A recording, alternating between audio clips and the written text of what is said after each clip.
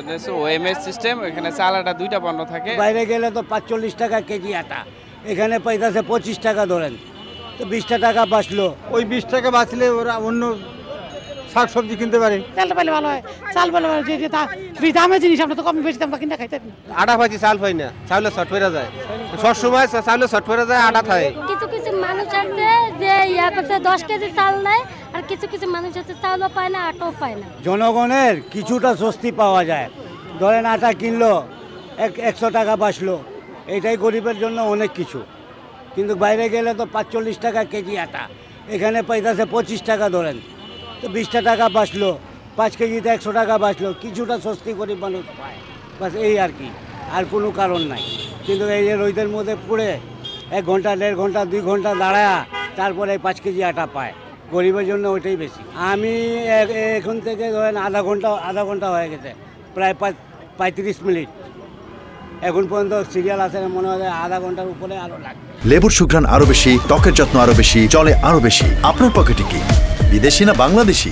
বাজারে থাকি ধরেন যে বাজারে 45 টাকা, এইখানে 24 টাকা, তাতে সাশ্রয় হয় আমাদের।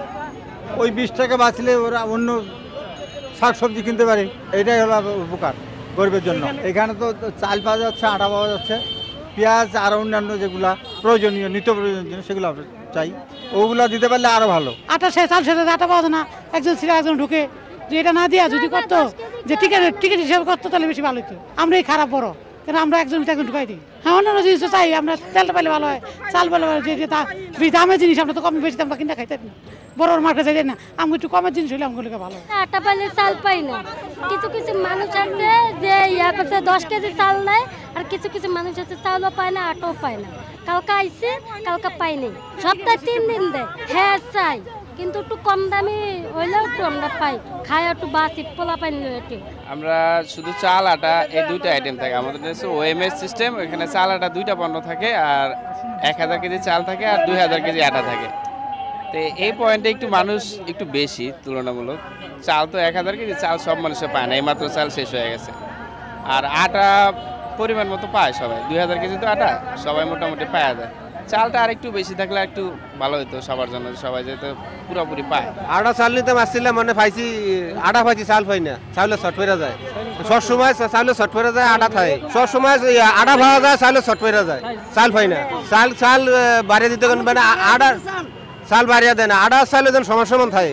আটা বিলি আসি, আটা বিলি আসলে চাল পাই না, আটা পাই। আমাদের দাবি দেওয়া হইলে আমরা চাউলও নিম, আটাও নিম। এখন আটা পাই, চাউল পাই না, এটা এখন লাইনে দাঁড়িয়েছি, এখন দেখুন আটা দিচ্ছে, চাউল দিতেছে না। ওইখানে মোহাম্মদপুরে জানাচ্ছি, সেইখানেও আটা দেয়, চাউল দেয় না। চাউল কিছুক্ষণ পরে শেষ হচ্ছে, ব্যাপারটা আপনারা কি পরিমাণ চাউল দেন, কি পরিমাণ চাউল দেন, কি পরিমাণ আটা জনপ্রতি হিসাব করে দেন না।